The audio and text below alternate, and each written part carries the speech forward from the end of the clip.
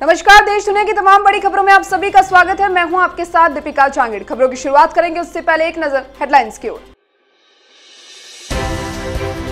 अंतर्राष्ट्रीय यात्रा से जुड़े नियमों में आज होगा बदलाव। भारत आने पर अब क्वारंटाइन रहने की नहीं होगी जरूरत।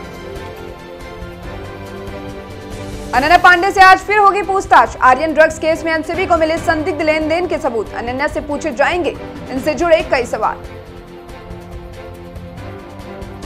कोरोना का नया वेरिएंट AY4 इंदौर के 7 मरीजों के सैंपल में पुष्टि। एक्सपर्ट की चेतावनी, पुराने वेरिएंट से ज्यादा तेजी से फैल सकता है। कश्मीर में पाकिस्तानी आतंकी ढेर। पूंछ में लश्कर-ए-तैयबा का आतंकी मुठभेड़ में मारा गया। शोपियां में सेब बेचने वाले की मौत। छत्तीसगढ़ में स्वास्थ्य मंत्री के समर्थक की पिटाई। पूर्व जिलाध्यक्ष ने 2.5 साल सिंहदेव को मौका देने की वकालत। तो चलिए अब खबरें विस्तार से। भारत आने वाले अंतर्राष्ट्रीय यात्रियों के लिए होम क्वारंटाइन रहने की अनिवार्यता आज हटाई जाएगी। साथ ही अब एयरपोर्ट पर कोरोना टेस्टिंग कराने की जरूरत भी नहीं होगी। यह सुविधा उन्हीं यात्रियों को मिलेगी जिनका फुल वैक्सीनेशन हो चुका है। हालांकि इन्हें कोरोना नेगेटिव सर्टिफिकेट दिखाना होगा। कोरोना की दूसरी लहर के दौरान केंद्रीय स्वास्थ्य मंत्रालय ने इसी साल 17 फरवरी को अंतर्राष्ट्रीय यात्रा पर कई तरह की पाबंदियां लगा दी थी, जिन्हें अब हटाने का प्रयास धीरे धीरे किया जा रहा है। आर्यन ड्रग्स केस में एनसीबी आज फिर एक्ट्रेस अनन्या पांडे से पूछताछ करेगी। आर्यन और उनके व्हाट्सएप चैट में एनसीबी को लेन देन के सबूत मिले हैं और इनके बारे में आज अनन्या से सवाल भी किए जा सकते हैं। ये उम्मीद है कि अनन्या आज तय समय पर एनसीबी कार्यालय पहुंच जाएंगी। तो वहीं इससे पहले 2 बार वे कई घंटों की देरी से एनसीबी कार्यालय पहुंची थी, जिसके बाद एनसीबी के जोनल हेड समीर वानखेड़े ने उन्हें फटकार लगाई थी। गुरुवार को अनन्या को दोपहर 2 बजे बुलाया गया था, लेकिन वह 4 बजे पहुंची। वहीं शुक्रवार सुबह 11 बजे की जगह वे दोपहर 2:30 बजे एनसीबी ऑफिस पहुंची थी। एनसीबी के हाथ लगे अहम सुराग। अनन्या से पूछताछ में कुछ अहम सुराग एनसीबी के हाथ लगे हैं। अगर जरूरत पड़ी तो कुछ नए चैट्स हाईकोर्ट में सुनवाई के दौरान जज को दिखाए जाएंगे। एनसीबी अधिकारियों के मुताबिक इस केस से जुड़े 5 से 7 नए ड्रग्स पेडलर्स की डिटेल्स उनके हाथ लगी है। अन्य राज्यों में ड्रग्स महाराष्ट्र में आने के सबूत भी मिले हैं।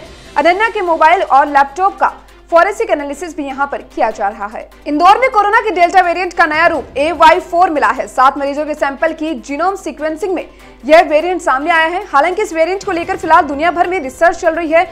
अब ऐसे में इसके नेचर को लेकर अभी स्थिति स्पष्ट नहीं हुई है, लेकिन कई एक्सपर्ट्स ने इसे वेरिएंट की सकारात्मक क्षमता को पूरा करने और वेरिएंट से तेज बताते हुए सावधानी बरतने की सलाह दी है। इंदौर में सितंबर में 7 लोग कोरोना पीड़ित पाए गए थे और इन सभी के सैंपल 21 सितंबर को जीनोम सीक्वेंसिंग के लिए भेजे गए थे। जीनोम सीक्वेंसिंग की रिपोर्ट दिल्ली की NCDC लैब में हाल ही में दी है और डेल्टा की इस नई वेरिएंट AY4 की जानकारी देश में सबसे पहले अप्रैल में महाराष्ट्र में मिली थी। अब इंदौर में से संक्रमित मरीज मिले हैं। हालांकि अब इंदौर के सभी मरीज पूरी तरह से स्वस्थ हैं और इन्हें या इनसे किसी मरीज को कोई खतरा नहीं है। जम्मू कश्मीर में गृह मंत्री अमित शाह के दौरे के बाद सुरक्षा बलों और आतंकियों के बीच मुठभेड़ भी जारी है। रविवार को पूंछ के भाटा धूरिया इलाके में रविवार को हुई मुठभेड़ में लश्कर-ए-तैयबा कि पाकिस्तानी आतंकी की मौत हुई है और उसका नाम जिया मुस्तफा बताया जा रहा है। वह 2003 में कोट बहलावाल जेल में बंद था। कश्मीर मिरर की रिपोर्ट के मुताबिक इस घटना में 2 पुलिसकर्मी और सेना का एक जवान घायल हो चुका है। जिया को एक ठिकाने की पहचान कराने ले जाया गया था और यहाँ कुछ दिन पहले हुई फायरिंग में सेना के 3 जवान और एक JCO शहीद हुए थे। जिया के पहुंचने पर भी आतंकियों ने फायरिंग शुरू कर दी। मुस्तफा भी इस हमले में घायल हो गया था।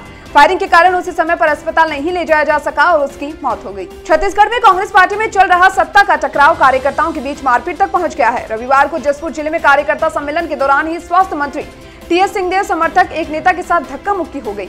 माइक छीन लिया गया और इस मंच पर कांग्रेस के प्रभारी सचिव सप्तगिरी शंकर उल्का भी मौजूद थे। दरअसल AICC में छत्तीसगढ़ के प्रभारी सचिव एक सप्ताह के दौरे पर हैं। वे सरगुजा क्षेत्र में लगातार बैठकें कर रही हैं। रविवार को जशपुर में जिला स्तरीय कार्यकर्ता सम्मेलन आयोजित हुआ था। सम्मेलन शुरू हुआ ही था और पूर्व जिला अध्यक्ष और माध्यमिक शिक्षा मंडल के सदस्य पवन अग्रवाल भाषण दे रहे थे और इसी दौरान उन्होंने 2018 के विधानसभा चुनाव में कांग्रेस की जीत में TS सिंहदेव के योगदान की बात की और वहीं से ये पूरा विवाद शुरू हो गया।